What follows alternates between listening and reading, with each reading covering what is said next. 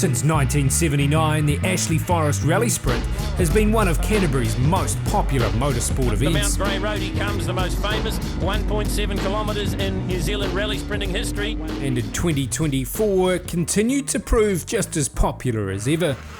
It's an opportunity to see the cars many times over, not like a rally where they shoot past once. You know, you can see them up, see them down, see them multiple times. So it's a great event. A deceptively steep forest track weaved deep into the South Island to North Canterbury. Drivers from the various two-wheel and four-wheel drive classes have day one to gather their nerves and get a feel for the forever-changing gravel surface and surrounding pine trees. Spectators who journey up to the halfway hairpin know firsthand how steep the track is, keeping drivers on their toes as they brave the steep incline and then descend at pace to the finish line. A series of knockout rounds on day two reveals the quickest cars, who battle it out over 4 elimination rounds before the final 2 fastest drivers face off for one last sprint each. 70 odd seconds was fast enough to win the first rally sprint in 1979, when Steve Millen did it in his Chevy HSR. 9 years later, his brother Rod Millen turned up in a four-wheel drive Mazda RX-7 and recorded the first ever sub-minute time of 59.1 seconds.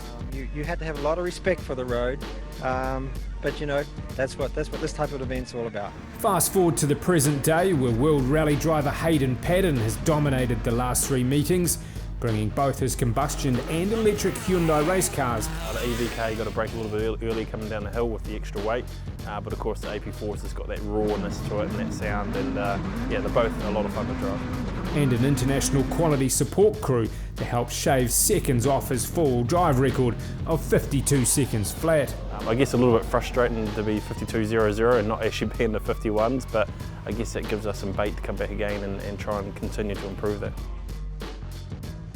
Day one started with 48 competitors across the 7 various classes, jostling to make the top 32 fastest times. Day 2 is the elimination day, where the top 32 drivers have 1 run each before the field is halved to the top 16 quickest times, followed by the top 8, top 4 and finally the top 2 fastest drivers have the last shootout to decide the 2024 Ashley Forest champion. Slone Cox here at the Ashley Forest Rallysprint. What is it about this event that keeps you coming back? Everything to me is from when I first wanted to do it to breaking the record 2 years later. It's an amazing bit of road. Just to go up's the cool part, then you've got to go for on the downhill and it's a thrill. And last year didn't do as good as I wanted, but probably my worst year to date, so I've got some redemption this year to try and go faster and have a good year. Hayden Paddon has brought back his Kona EV with some changes from the previous appearance, making it lighter to aid with a downhill run. They've got hydrogen power on board for this one. There's the charging unit. Alongside his EV, Hayden decided to enter a second car in the Class 6 field, the 2016 Hyundai WRC Championship rally car, the same car that he won the Argentinian rally in. We're here to have fun this weekend. If anything, the result's going to be more about the EV car, so to see what we can wind out of that, but yeah.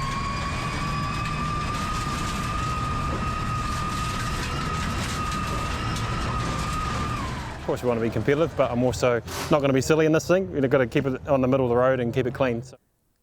Before hitting the Mount Grey Road, the historical race car had only been in the country 4 days, with a public reveal at Christchurch's Gary Cockram Hyundai.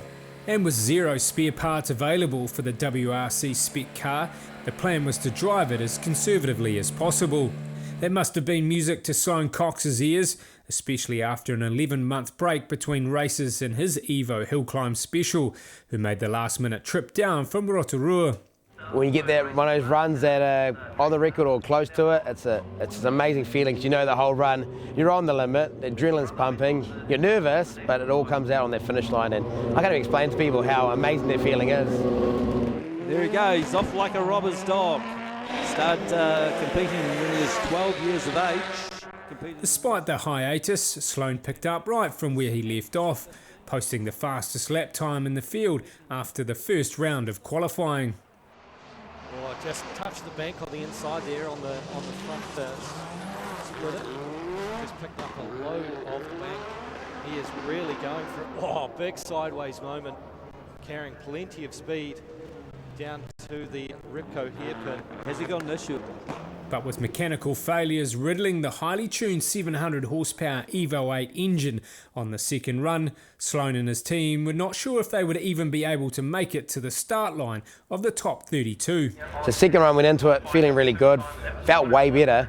Unfortunately, just as I got to the top of the hill, just turned off for me or shut down, not sure what it was, and now pulling apart. Looks like our inlet cam is somehow, or pulley has come loose, and it just, inlet cam stopped, so yeah, no compression in the motor, so yeah.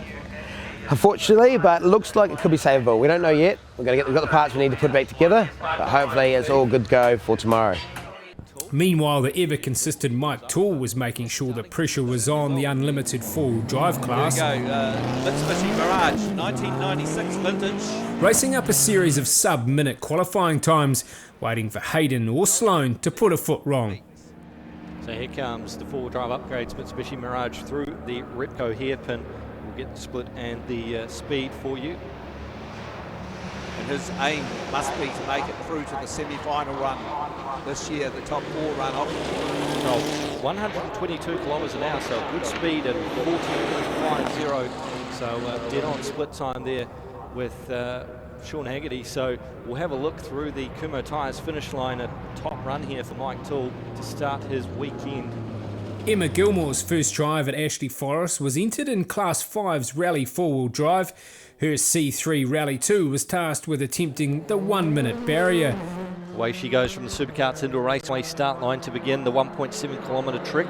But as all new drivers find out, that's easier said than done, as she fell just short in her final qualifying run. New Zealand's fastest female rally driver, it is car number 16, Emma Gilmore. Emma, a professional driver and car dealer from Dunedin. So 37.96, she's got into the 37s, 37.96. 6/10 of a second improvement here for Emma Gilmore. Will we see a 1 minute or under here for Emma Gilmore? It's going to be close. Well, that's her aim, to get under the minute. Well, she's close, but not quite. 1 minute 00.29. 1:00.29. Emma finished the day in 6th place, just behind Sean Haggerty. Okay, car number 9, Sean Haggerty. So Sean goes up, another one of our flying Scotsmen here this weekend, as he heads up to the Repco hairpin. Oh, nice line through there. I'll tell you what, Sean Haggerty leaves nothing on the table, does he? As you see him come downhill. Here he comes, I think he may have done it. And it's a new PB, 59.83. So he's under the minute for Sean Haggerty. Yeah, no, pretty good. Just got to keep squeezing that wee bit harder each run. A wee bit untidy in the way down. There's a bit more time in it in the way up for me. But have my usual co-pilot with me. So yeah, I've got to look after her. Absolutely, got to return Bella home in one piece. But yeah, it looked a little bit hairy through the dipper. Oh, it was a wee bit hairy through there, okay. But yeah, no, we trimmed the hair up and it was all good. And the man with the most experience in the field, the 1985 event winner Trevor Crowe, who has become part of the furniture. Yeah, I just like being a part of the event. You know, I'm long over looking at the results to see if I can get anywhere in the top 8 or so. Next up will be Trevor Crowe. Trevor Crowe, a 4-time Oscar saloon car champion. He is still recording competitive times after 40 years of experience with the circuit and is infamous for turning everyday cars into giant slayers. I'm about the same, maybe a wee bit slower, but there's a lot of quicker cars than the old days. You know, 20 years ago, you used to come out here with a hot rod and go half good and you could be in the top 3 or 4. He's also won plenty of rallies in New Zealand. He also won the New Zealand Touring Car Championship, the BMW M3. Best split time now for the weekend. Trevor Crowe, 41.81. My life's about next week, not last week, so I don't tend to dwell on what I've done. I'm always thinking, how good am I now to be able to do what I can do now? Steve Cox and the fearsome Audi Quattro. First time at Ashley Forest, impressions after day one? Definitely need to come back lots of times to actually just get that knowledge of where the crests how deep you can brake after the crest, particularly coming down the hill. So the whole car is fiberglass on the outside. There's no steel apart from roll cage above this height. All the floors are fabricated, everything. It runs a 20-valve, 5-cylinder turbo engine, which in trim today is about 400 odd horse at the flywheels. A man that's raced at Bathurst, believe it or not. He's sponsored by Commodore Hotel, Haltech, Manukau Auto Service, P40 Motorsport, Penrite and Hella Lights. The other big surprise was Gareth McLaughlin. Now Gareth's a very talented driver. He's very wide indeed as he comes through the Kumho Tyres finish line. Managed to pull it up nicely at the end here. And a 1:02. So now it's the time of the Polo. Polo, I think, had its debut. I think it was at Mount Thomas this year.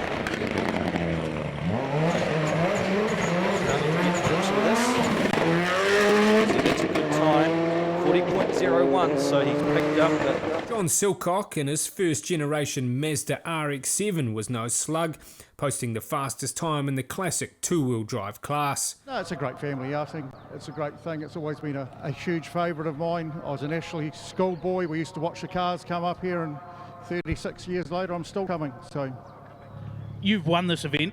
What's the secret to a good run here at Ashley Forest? It's the hardest 1.8 Ks you'd ever do. It's the risk and reward is huge, but a minor mistake, because it's so short, you just can't make up any time. So you've got to be very precise, very clean, very tidy. The hairpin is a real problem. If you muck that up, it just damages your whole run. Now this has to be the favourite to win this class. It's John Silcock, car number 34 in the Group B Mazda RX-7, 1984. It teaches you really nice lines to be really picture perfect, and as I say, you've just got to be really tidy because it bites big. John's the local man from Rangiora, won this event outright in 2012.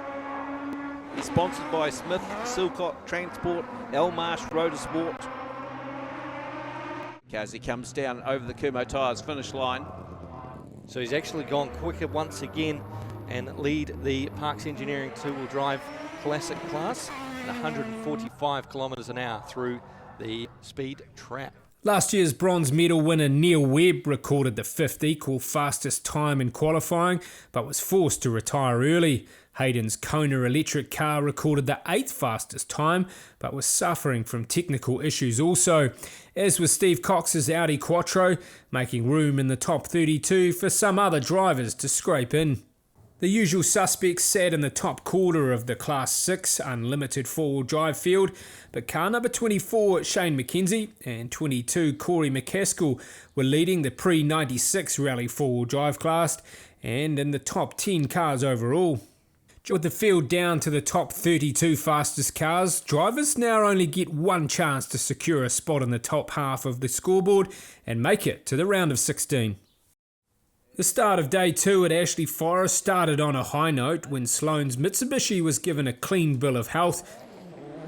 They had some big troubles yesterday afternoon, that very slow run. Yes, reliability is going to be key for Slone Cox this weekend.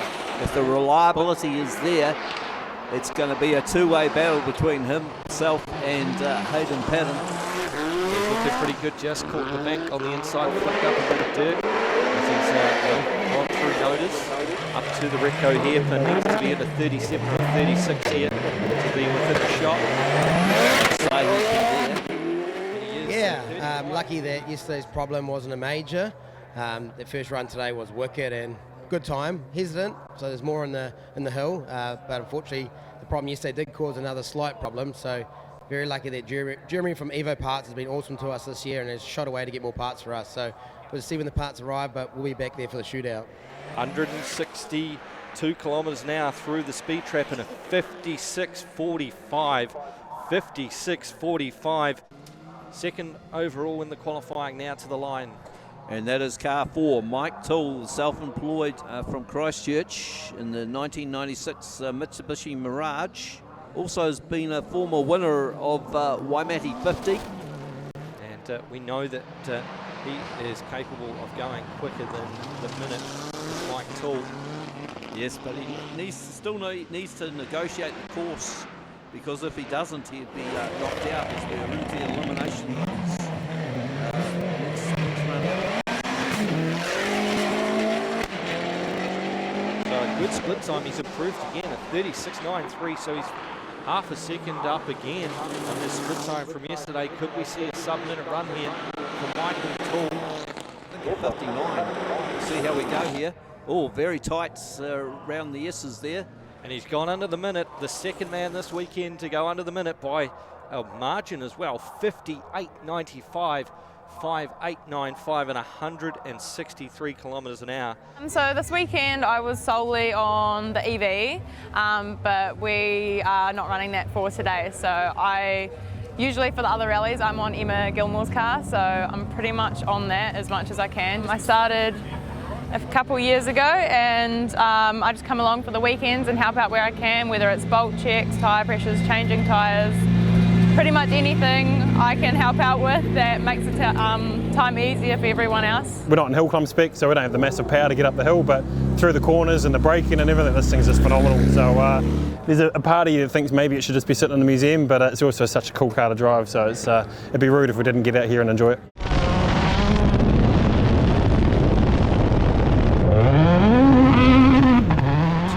Here, but it's a 35.53, the first one to go 35 in the split here for Hayden Paddon yesterday, so this is going to be a quick time. Look at him sideways through the Kumo tyres finish line, and a 56.27, so quicker once again by over a second, 56.27. The biggest surprise to make the top 32 fastest cars was the long-time rear-wheel drive drifter Alex Pellier in his first campaign at Ashley Forest.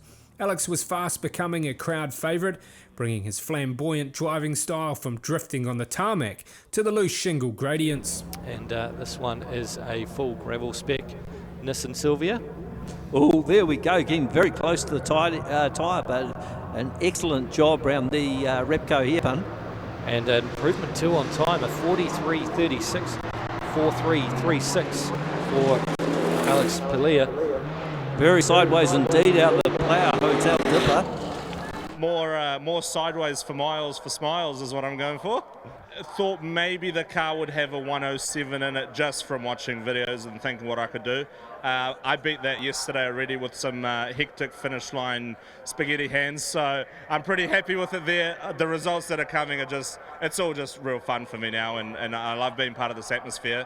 It's crazy the amount of people and the talent of people that are here with these drivers. Just to be part of it is awesome. And here he comes downhill. He's certainly got the shingle flying. 147 kilometres an hour through the speed trap at the finish line, and a 107.63 for Alex Pellier. Say to the line. Car number 28, the Toyota MR220. Chris Hay, what can you say about Chris Hay that hasn't already been said? Open two-wheel drive juggernaut Chris Hay has dominated the rear-wheel drive field for an astonishing 15 years straight. Not only does he outperform many of the four-wheel drive entries, Chris has recorded the fastest two-wheel drive time ever, a hair over 1 minute. The hope is to crack the 60-second barrier, but this year's conditions are not looking favourable to achieve that goal. See the hairpin. 41.55 to the Repco hairpin, Lawrence, so he's improving. So I tried starting on that last run out of the ruts, but not much traction out there. So I'm urging all these other drivers to try and start on the right-hand side if you can, please, and get a few clean ruts going for us poor old two-wheel drives. Public service announcement there from Chris Hay. But We've spent so many hours on the car changing things and trying to make it quicker, just especially for this event.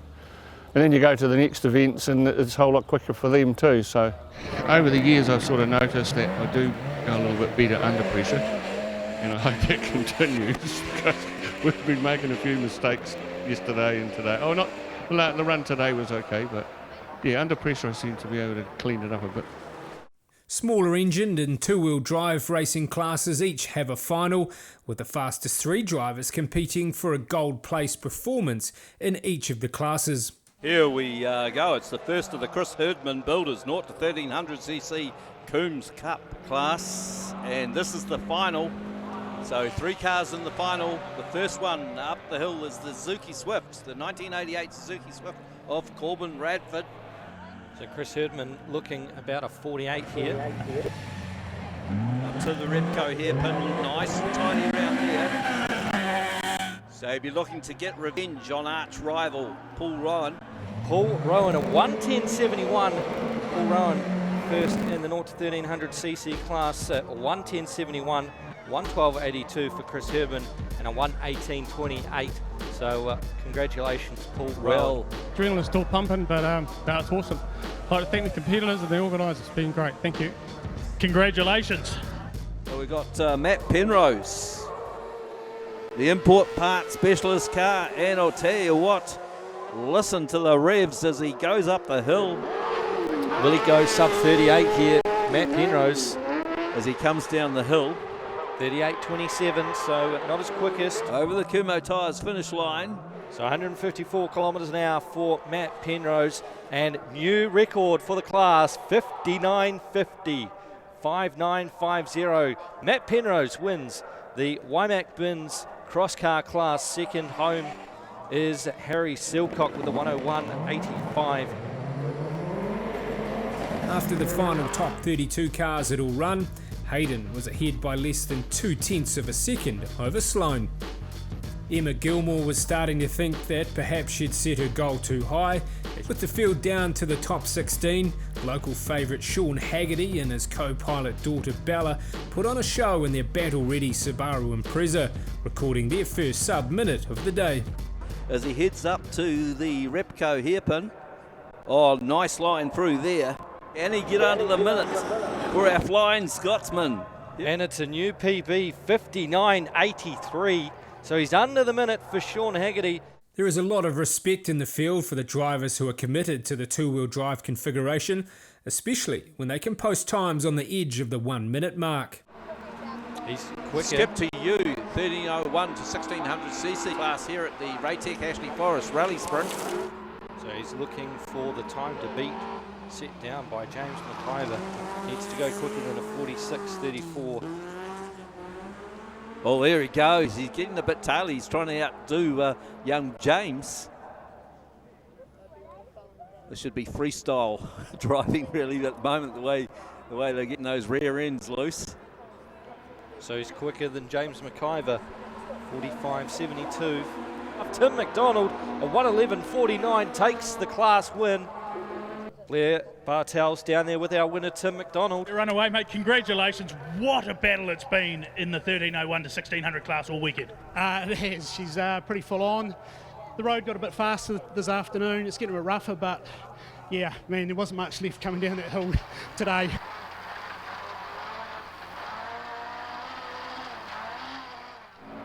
Yes, he'll be very determined, Tim McIver. And of course, we saw his son James McIver in the 1301. Oh, he's got it all wrong through Nodas. Now, John's already done a 104. So he knows he can go quicker than David Owen. It's just a matter of him going out there and doing it again. There we go, some pretty big revs from the RX-7, the Group B RX-7. Oh, I think we could be looking at a 103 here. Or could he even get to the 102, the time of Kim Austin? 104.31 and 153 kilometres an hour. John Silcock takes out the victory in the Parks Engineering two-wheel drive classic class. It's Scott Johnson from Christchurch. He wants the bragging rights of being fastest drifter up the hill, but I think he's got a fair bit of work to beat Alex Pereira. Great pictures here on the live stream this weekend at the Raytech Ashley Forest Rallysprint. This is a Nissan Silvia S15. As he comes through the right-hand kick, looking a wee bit sideways, I think he's putting on a show here for the crowd. You watch, he's doing his drifting stuff as he comes up the hill here through Nota's corner. He's not worried about the time. I think he's accepted third place already. Putting on an absolute show. Drifting on shingle. There you go. Out of the Repco hairpin. The time shows at 47.33. He's just out there to have an absolute bit of fun. Well, the big question, can Chris Hay make it 15 times fastest two-wheel drive car here at Ashley Forest consecutively? The two-wheel drive record, can he get anywhere near it? And he's off. Well, let's hope it's a no mistake run for Chris Hay. Of course, he had a very good placing at the Leadfoot Festival a few years back. Of course, Rob Millen's place in North Island. He's certainly flying downhill through the Kumo Tyres finish line. And 104.01, so victorious for the unlimited two-wheel drive class yet again for Chris Hay from Mosgiel. Second home, Scott Johnson, and Alex Pellier home in third. Okay, we're just going down to an interview with Blair Bartels. And Chris Hay, the title, you've pretty well got a mortgage on. The unlimited two-wheel drive class here at the Ashley Forest Rallysprint is yours again. Yeah, it hasn't been easy this year. It's been a bit of a challenge, and John Silcock, he's just gone extremely well this year. So well done, John. But sorry, you can't have my trophy. Well done, Chris. Thank you very much. Bye. Oh, there you go. Car number 10, Willie Hawes in the Toyota Celica. Yeah, Willie, you'll notice that big spoiler on the back looks like a big surfboard. Oh dear. That's a stall off the start line. Will he be able to make it up? I think he would have lost around about a second, maybe a little over a second, maybe a second and a half off that start line. So he's really got a boogie. He's really going to have to go to make it through into that top 8 runoff. Here he comes. I don't think he's going to quite make it. 1:04.13. 1:04.13 the time there for Willie Hawes. Cement himself as a finisher, and that's what you really got to do, because if you don't finish the course, you go down the placings. And there he goes through the Repco hairpin. Got good traction out of there. It's a very good split time. I think that's and a 1:02.28. 1:02.28 is the time for Shane McKenzie. Hasn't he turned a few heads, Shane McKenzie from Hastings? Shane McKenzie and Corey McCaskill made it to the top 8, but couldn't get under the minute to make the final 4. Slone Cox took the lead over Hayden as the first and only driver to record in the 54-second realm. Because here comes Gareth McLaughlin. Now he's going to have to get in the high 58s as well to make it in that top 4. Emma's already indicated she wants to come back next year. She was oh so close. It was at 1:00.07. Here she comes through the Kumo Tyres finish line. Could be under the minute. 59.10. She's under the minute for Emma Gilmore. 65. Well, you could be looking at a very, very similar time to Emma Gilmore. Here he comes, Sean Haggerty. Yeah, we'll grab a quick word with Sean. 59.29, slightly slower than your previous run, but a solid day's work. Yeah, pretty happy with everything. Yeah, just you got to be consistent. You've got to join all the dots and cross the T's, and yeah, no, it's all good. Rally car, heavy car, fat driver, all good. Well done. Oh, what more can you say to that? Sean Haggerty said it all. Here we go, Michael Toole in the Mitsubishi Mirage. Oh, some clapping going on there. So obviously a very quick time for Michael Toole. Well, this Mitsubishi Mirage. Very quick. Oh, Michael Toole. 56.90. Well, there you go. 56.90. And 157 kilometres an hour. That's a personal best. 56.9. You're in the 56s. Well done. Finally. That's taken a while, isn't it? Quite a few years. Satisfied with the weekend's work? Yep, more than happy. Haven't even lifted the bonnet or changed the wheels since I got here. Perfect. Off and away. Excitement was building in the crowd. While Hayden was able to shave over half a second off his previous time, Slone was still out driving the field by a nail-biting margin. It's a bit of a drought there for Slone Cox as far as wins go, but today could be the day here at Ashley Forest for Slone Cox, or win number 2. We'll just have to wait and see. Top 2, and it was anybody's guess who was going to push the hardest in the final shootout. Despite setting a new track record in last year's final, Team Paddon very much wanted to take home their newly acquired WRC car in one piece, so Hayden clearly wasn't going to take the same risks as he had to set the 52-second record in 2023. This opened the door for Slone Cox, who was all too familiar with towing home a broken car after last year's crash. But that didn't seem to affect Slone's performance in his final run, getting into the high 53s and setting a time that was going to be well outside Hayden's comfort zone while driving a piece of New Zealand rally history.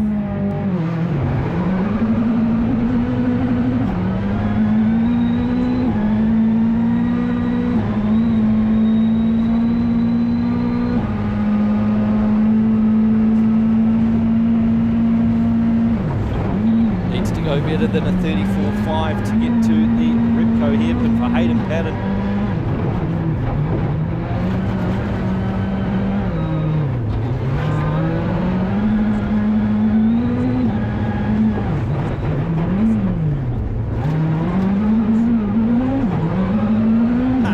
.33.89. He's quicker at the hairpin for Hayden Paddon. This is going to be on.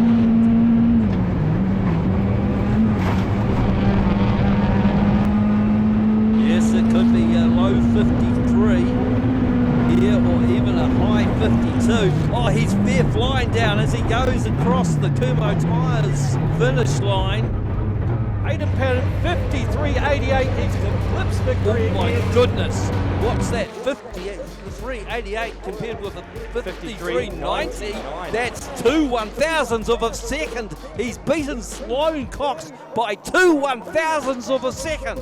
So tight in that final. That really is what this event's all about, isn't it? That's exactly right, and I knew I gave time away going up, and it annoyed me, so I pushed pretty hard going down, but you put it all on the line and you have to give it everything. Sometimes some magical stuff happens, sometimes you go away a little bit annoyed, but we're coming to have fun. I love battling Hayden, so we'll be here again to do it every year. 188 k's an hour down the hill, that's frightening. Yeah, that shows how much I knew I stuffed up that up, or I knew I couldn't lift it down, or I had to make some time somewhere. 53.88 seconds in a rally car with a restrictor. Hayden Paddon, that is quite phenomenal. To be honest, it's the most nervous I've ever been driving a rally car, because I know what this is worth, and I've been so stressed today, especially when someone called Jeff Ward said he dreamt last night that I stacked this today. So thanks Jeff. But no, awesome. This car's so special to myself and to the team, and probably didn't realise how special this car was to New Zealand rallying until Thursday when you started hearing all the stories, and I didn't realise it was meant so much. And yeah, for me, hardly a scratch on it. It's perfect, and love this car, love our team, and obviously massive congratulations Slone. Awesome drive. You drive once a year, so to come out and pedal that thing as fast as you do is amazing. So yeah, thank you. I think on behalf of all the New Zealand rallying fans, we thank you for doing this at 4 o'clock in the afternoon rather than 4 o'clock in the morning this time. No problem, anytime. Oh, congratulations, another Ashley Forest Rallysprint title for Hayden Paddon.